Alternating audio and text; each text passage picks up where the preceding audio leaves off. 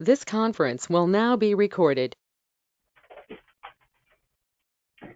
Hi, everyone, and welcome. My name is Molly Fitzpatrick, and I am your new Boulder County Clerk and Recorder.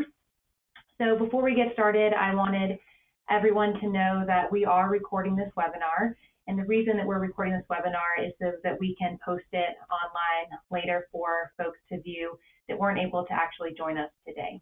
So first and foremost, I just wanted to say welcome and thank you for coming, or thank you for joining us from the comfort of your couch. We picked a perfect day to have this webinar. And so appreciate you joining us on this snowy day. So we wanted to host these community presentations in 2019 because we wanted to make sure that community members are aware of what the election what the elections calendar is going to be looking like over the next year. What's new, what stayed the same, and we also know that there's a lot of interest on various elections topics right now, and so we wanted to make sure that you are aware of what we're doing and what our state is doing. And then, of course, I wanted to make sure that I had the chance to meet as many community members as possible, given that I am new and I started in January. So it's also just kind of an introductory or an introduction to who I am. So with that being said, we are just going to dive right in, and I'm going to turn this camera off, and we're going to turn towards the actual webinar.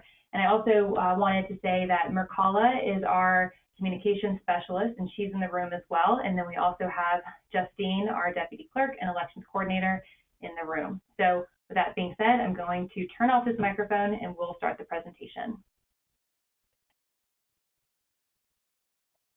Okay, so a little bit about me. Let's see. So I was elected in 2018 as the new Boulder County Clerk and Recorder. So I started in January, and my background is in voter rights and voting engagement. And so far, what I've enjoyed about being clerk is going to various conferences across the country and getting a lot of recognition for being from Colorado, because Colorado is constantly upheld as the safest state in which to cast a ballot, the most modern and accessible state to cast a ballot as well. And that is my pride and joy on the screen, my dog Piper. And let's see, what else? That's about it. So I will turn more towards sort of an overview of Boulder County and what our the makeup of our county looks like, what our elections process looks like, and then also be discussing cybersecurity as well. And I will be holding time for questions at the very end of this webinar, so we will have everyone on mute until the end. So just if you have questions that come up throughout this presentation, just feel free to write them down and we'll be sure to get to them. Okay, so about Boulder County voters. So this slide represents voter registration statistics for Boulder County. As you can see, we have the top three political parties in order. We have our Democratic Party, followed by our unaffiliated party, and then Republican. And then, of course, as you can see, our voter registration rolls have increased significantly since 2014, which really does reflect the growth of Boulder County and our state as well. And in terms of turnout for Boulder County, we have a lot to be proud of. This slide represents voter registration, or voter turnout rates for every year since 2012 for active voters. Active voters are those that are registered to vote whose ballot was not returned to us as undeliverable. And the most common reason ballots are returned to us as undeliverable is because a voter has moved. So we have very high turnout rates in Boulder and in Colorado generally. As some of you might know, Colorado was second in turnout in 2018, only behind Minnesota, which had a federal race on the ballot. And when there are federal races on the ballot, of course, that means that there is more money and more attention given to that state. And in Colorado, as you all know, the highest race on our ballot was our governor's race. So to me, that really signals not only the engagement that our state has in elections and in voting, but also the accessibility of our Colorado model. In Colorado, we send every registered voter a mail-in ballot, and we also have services for in-person services for voters who would like to utilize them. So we really are meeting voters where they are and giving them all options to participate, which really does support high voter turnout. And of course, people are always wondering, what is turnout going to look like in 2019? What is turnout going to look like in 2020? And while we don't have a crystal ball, there are a couple of things that could signal higher turnout in 2019 than 2017. For example, we have 2 statewide ballot measures in 2019, and we did not have statewide ballot measures in 2017. So, of course, that could mean more attention and enthusiasm. And of course, on the minds of many people is the 2020 election. So we are anticipating record turnout in 2020. As some of you might have seen that Atlantic article that came out earlier this year, and the headline said something to the effect of, "Prepare for a voter tsunami," and that is exactly what we are doing. We have seen a lot of enthusiasm in 2018, and especially among young voters here in Boulder County. We saw an increase of 35% from 2014 to 2018 for young voter turnout. And, we have consistently high turnout for those odd year elections compared to the state. And so we're looking forward to seeing another high year of turnout. So many people ask us what we do when it's not election time. But truthfully, it is always election time for our office, especially as we look at next year with 3 elections. And so right now, what we're doing is planning our elections. We're testing all of our processes, all of our equipment, and of course, we get a lot of practice in as well. So the 2019 and 2020 calendar is as follows. Of course, we have our coordinated election right now. Election day is just around the corner. And so, as mentioned, we have state and local issues. We also have local candidates. March 3rd, we have our brand new presidential primary, and this will be only presidential candidates on the ballot. And similar to the primary that we had in 2018, unaffiliated voters can participate in that primary. And then we will have our regular summer primary on June 30th. And so that will be Senate, Congressional, State Party primary. And then, of course, as all of you know, we have our general election next November.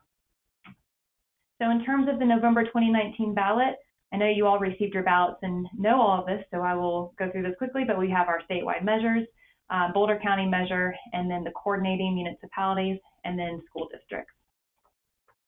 So here are the key dates and details for 2019, and today is the last day for our office to mail you a replacement ballot. So if you did not get your ballot in the mail, or you have friends and family members who did not get their ballot in the mail, if they register to vote today and call our office, we can issue them a replacement ballot and they'll still get it in the mail. Starting tomorrow, voters will need to go to an in-person voting location in order to register to vote or request a replacement ballot. The locations are on the right-hand side of the screen. It is in line with where we usually have our locations for a coordinated election. So we have our 3 clerk and recorder offices in Boulder, Longmont, and Lafayette, and then we also have our location at CU Boulder. Later this week, we have ballot processing tours. So if you feel like you don't get enough from this webinar, we invite you to come to our office to actually see how the ballot processing works in person, and you can see it up close. So we have that starting on Thursday, and then we have ballot processing tours on Monday as well. So we wanted to provide an overview of what elections in Colorado look like. So I really consider Colorado an all-option state. As mentioned earlier, every registered voter will receive a ballot in the mail, and what they choose to do with that ballot is their choice. Voters may decide to mail it in, and we do recommend that voters put that ballot in the mail by tomorrow in order for it to have enough time to get to us by Election Day. They can also drop it off at a voter service center or a drop box, and they may drop it off at any location in the state, or they can go vote in person at any voter service center in our county. And then voters can also register and vote on the same day up to Election Day. And that's a really important piece of information that we want to make sure everyone knows about. We do not have a voter registration deadline in Colorado. So as mentioned, we have many ways to return your ballot, and we wanted to highlight that really throughout all parts of these processes, security of the ballots remains a top priority. For example, we have bipartisan teams that collect the ballots from the 24-hour drop box. And on top of that, we leverage our award-winning ballot box tracking system, which provides secure chain of custody. And our 24-hour drop boxes are also under camera. And then we also have drive-by drop-off locations. We know that some people really enjoy that act of physically giving their mail ballot to a person. So we have drive-by drop-off services so you can drive up to a drop box and hand it to a person. And we will have 2 this year starting on Friday. And of course, voting in person is always an option. You can vote in person for any reason at any VSBC in your county. We do not have precinct-based polling locations anymore. And so one thing that you will hear a lot about from our office, other than the importance of voting, is the importance of voting early once you've made up your mind. It is an enormous help to our office to process these ballots before Election Day, and it really does help us get you the most complete picture of election results on election night. We only have so much equipment and so much staff to process ballots, and so if we get a slew of ballots in on election night, we will be processing into the next day or for the days after. So please get your ballots in early and encourage your friends and family members to get their ballots in early as well. So the next 2 slides represent the processing steps for mail ballots. So again, every part of the process is designed to enhance accuracy, security, and transparency. And there are many steps that we take during this process to support our post-election audit as well. So throughout, at a high level, we know that there's a lot of narrative out there in public discourse around cybersecurity, but we do really prioritize physical security to be just as important. So if you were to come to our ballot processing center, which we hope you all do on Thursday, you would see that our ballot processing center is under camera. There are locked cages with restricted access that hold the ballots. There are badge entry throughout the building to get into these secure areas. And then we also have monitors for the public to observe the process as well. And we also have signage with the steps of that lay out really this process. So public members and election judges can see the steps that we take and what each room is for. So at a high level, step 1, ballot envelopes are received and prepared for envelope sorting. We receive them from all of those spots mentioned earlier, 24-hour drop boxes, USPS, etc. And then we check those ballots in, and then we prepare them to run through our sorting machine. And the reason that we are running them through that sorting machine is so we can sort them by type. For example, all the Longmont ballots go together, all the Lafayette ballots go together, so on and so forth. And the reason that we do that is to ensure anonymity. For example, if we have a small amount of voters in a precinct, we want to make sure that we combine some of those precincts together to ensure that nobody's vote can be traced back to an individual voter. And so we do lots of sorting and combining in our process. From there, the signatures are on the mail ballot envelope are verified, and voters are assigned vote credit in the statewide voter registration database. And the ballot envelope is securely transported to another part of the building so that it can actually be separated from its ballot. So again, throughout this part of the process, the ballot and the ballot envelope are together. They have not been separated.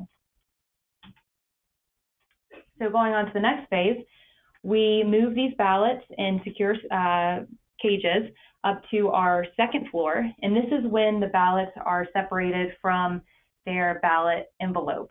So on the top right-hand corner of the screen, you will see our extractor machine, and we have a couple of these. And so this is when the ballot envelope is sliced and the envelope is removed.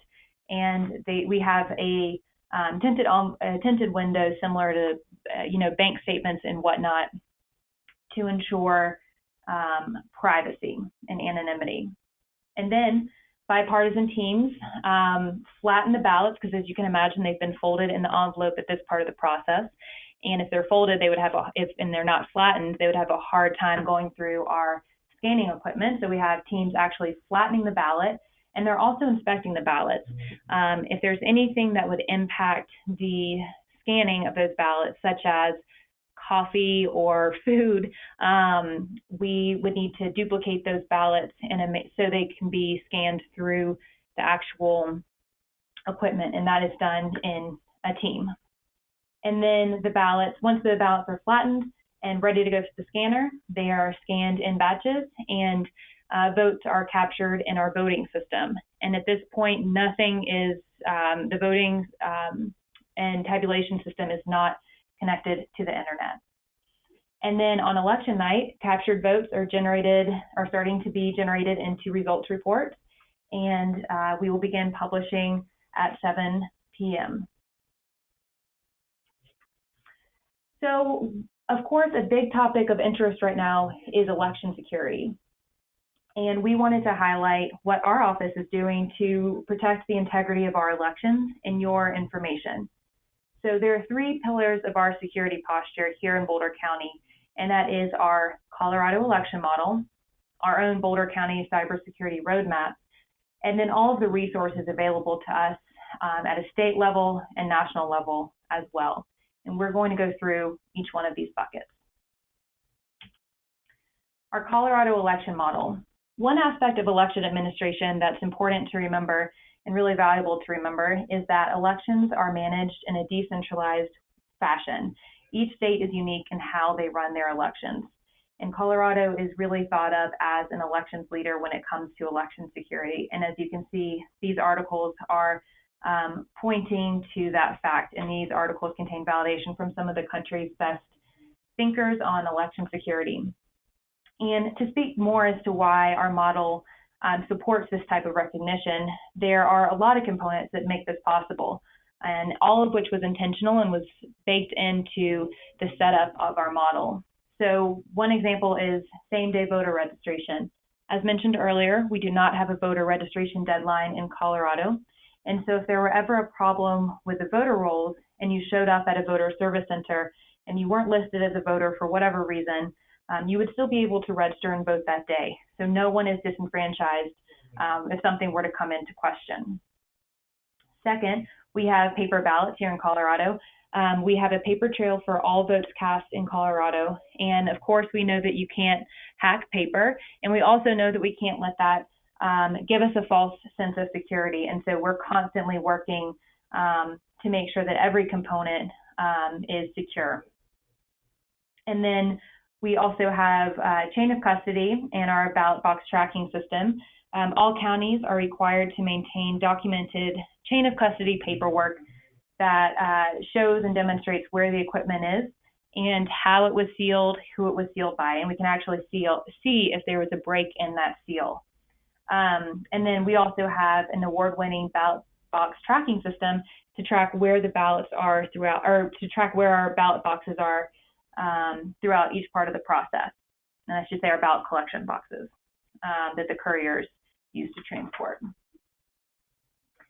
And then statewide risk limiting audit. This is the last thing I'll touch on, and then I can ask, we can have follow-up questions at the end if you have more questions about the other components. But we have a statewide risk limiting audit, and that is an audit performed after the ballots have been counted to confirm that the tabulation system actually read the ballots correctly.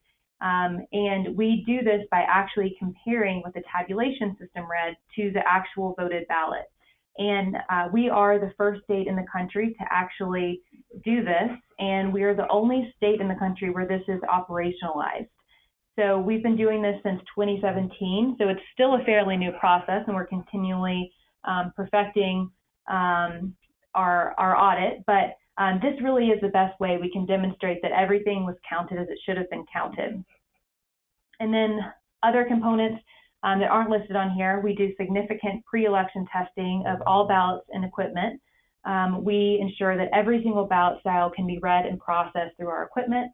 And we also, this is a public, this is a public process and a public test. So please join us if you would like for any of the elections next year. You have a couple of different options because we have so many elections. And let's see, other things, we also conduct annual background checks for all employees and vendors. And then we have bipartisan teams of election judges throughout the process. Second is leveraging resources. So in 2017, elections was designated as critical infrastructure by the Department of Homeland Security. And so this designation really helped signal to both the private and public sector that elections was a top national security issue. And it also signaled this to voters and the public as well. So these are just a handful of local, state, and national partners and resources that are available to us, and resources that are working to secure our elections. And this is especially important going into 2020, as you all know.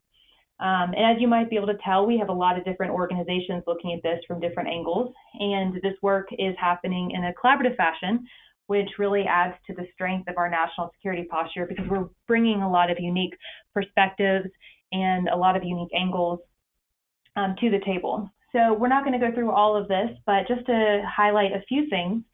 So EI-ISAC, so post-2016, it was identified that communication could be stronger between various stakeholders, whether it's county elected officials, Secretary of State's, national partners as well. And so Colorado is participating in this communications network and hub. And one thing that I think really signals to voters in the community in terms of how the public, how Colorado prioritizes security. Participation in this organization is completely optional, but we have representation and participation from every single county in Colorado, which really does show how much of a priority election security is to our state. Further, we have the Colorado County Clerks Association and the Colorado Secretary of State working together all the time. We have regional trainings and statewide conferences where we get together, collaborate, share best practices, and we also have the opportunity to be trained from industry leaders and experts such as the Department of Homeland Security about best practices when it comes to security. And then we also have statewide trainings that are required to be taken from staff for certification. And we have annual tabletop exercises that we practice with our counties and with our states.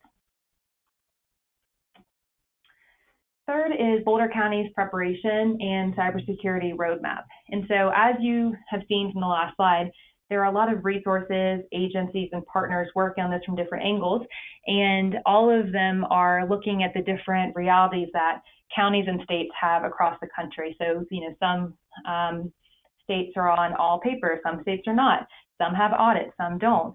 And so they all have different opinions and ideas of how election administrators should be looking at security. And so our office has leveraged the NIST, which is the National Institute of Standards and Technology framework, which is a framework created by some of the smartest minds on this topic from the public and private sector to improve our security posture. So we wanted to be really strategic with how we were deciding to implement our cybersecurity roadmap and really thinking through how we wanted to create it. And so these are some of the core pillars. The top is really the what, the identify, protect, detect, respond, and recover. And the bottom 6 buckets are really the how. And so each one of these 6 buckets really has follows that path at the top in terms of how to improve our security posture. So, for example, with data management, we are looking at what data do we have. We're looking at who has access to it, how it's protected, how we are monitoring usage. And for example, at the statewide level, there is a list of folks who have access to that statewide voter registration database. And we're looking, the state's constantly looking at what type of permissions people have and monitoring what they are doing.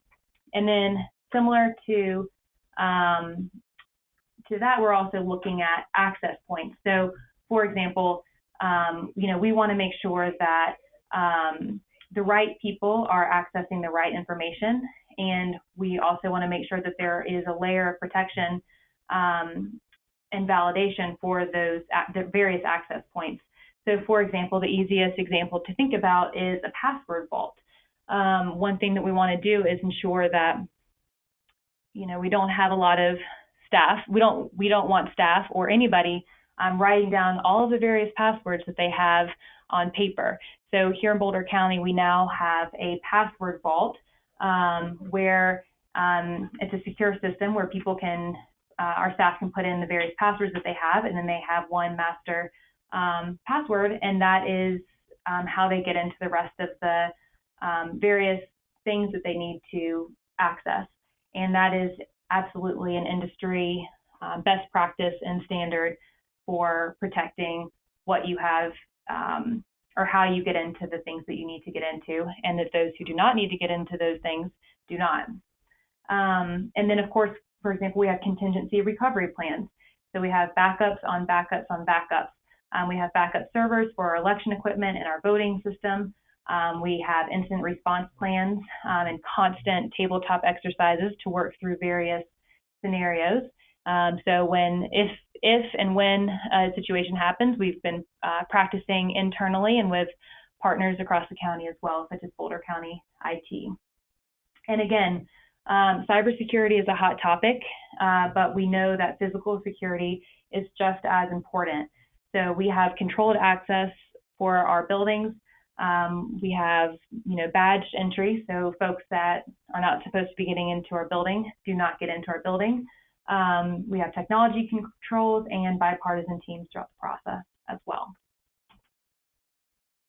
So in terms of election news coverage, we all know that there's the national narrative about the security of our elections is doing some damage. I do think that there are a lot of people that don't have faith in the system and in the process. And as we just went over, we do have a very secure election system. And it really will take all of us here in Colorado to help restore that faith and trust in our elections. So when you start hearing those headlines or hearing the stories in the news, we really look at this as the framework to identify the source of the issue. Again, we don't have one type of way we run elections, and there are a lot of unfortunate examples of sensationalizing something at a national level that may not be true across the country. And so, when you hear that, these are some good questions to ask yourself. What state are we talking about? Are we talking about the voter registration system? Are we talking about the voting equipment? Are we talking about a county-run election website? Are we talking about a website that is not run by the county? So it's easy for the news to kind of lump it all into one thing, but isn't always one thing. And we also know that the threat is real, and here in Boulder County and in Colorado, we are doing absolutely everything we can to harden our operations and to put a lens of security on all processes. And so now that you have a better picture and a better idea of what elections look like in Colorado, we ask that you help us in educating your friends and family members. And to switch gears a little bit, recent legislative changes. So we had a very busy legislative session in 2019. So wanted to highlight a couple of things that are new. So the biggest piece of legislation was the Colorado Votes Act, also known as the Elections Omnibus Bill. And so what this did was a couple things, and I encourage you all to read the full bill for more information, because again, it did a lot of things, but these are some of the highlights. It changed the number of voter service and polling centers. It reduced the amount of voter service and polling centers that counties are required to have in the early part of the voting period when voting was very, very, very slow, and increased the number of voter service and polling centers that counties are required to have at the end of the voting process when voters are voting more often. It also requires voter service centers and or drop boxes on certain size college campuses. So for example, Boulder County, we're required now to have one at CU Boulder, as well as a drop box there, and we always have, so we'll continue to do that. And then for Front Range as well, we're required to have a drop box and a voter service center at Front Range starting for the 2020 general election. And it also added proximity to underrepresented populations to the criteria that county clerks should consider when designating voter service and polling centers. And again, this was a very, very big bill, and I encourage you all to read it to find out more, or feel free to reach out and we can have more discussions about it. Automatic voter registration was the second piece of legislation. So what this does is it automatically registers people to vote who go to the driver's license agency, and it sends them a postcard on the back end. So if they want to not be registered, they just fill out that postcard and send it back, and then they will not be registered. It also restored voting rights for parolees who have completed their sentence, and so now they have their voting rights restored. And then lastly, disability voting rights advancement. So this now allows folks that have a disability to use the secure online voting system, which is the same system military voters use when, if they choose to, if they're on active duty or living overseas, working overseas. So that is the presentation, and in terms of additional things you can do, there's a couple things. First and foremost, please check your voter registration at the website, govotecolorado.com. You can add your email address, although I'm sure most of you are already receiving these emails since you're on this webinar. Ballot Track is a wonderful service. We will send you a notification of your preference when your ballot is printed, mailed, and when it's received and accepted back to our office. And then you can follow us on the various social media channels as well. And then we would love for you to be an election judge or worker. And again, we have tours starting this week, so please join us for one of those tours. And with that, that's all I have. So I'll open it up for any questions. And I'll unmute everyone now. Okay, so everyone should be unmuted. And if you have a question, feel free to chime in.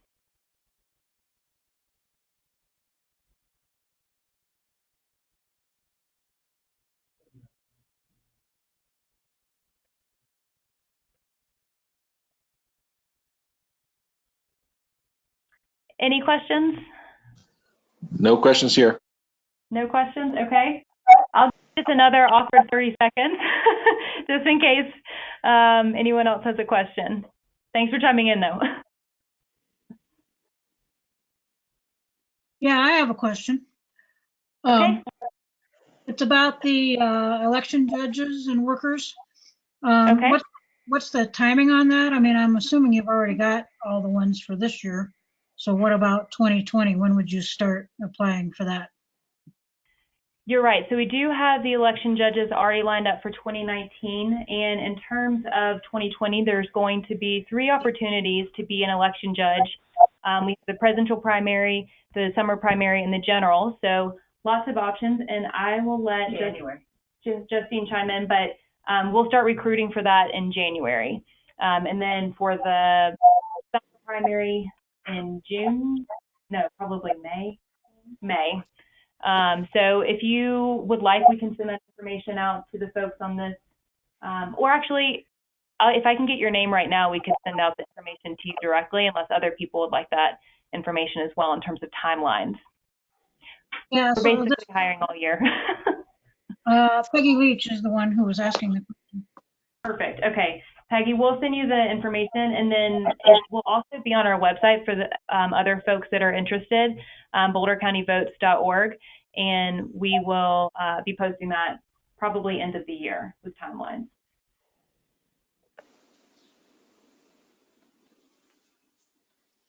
Any other questions?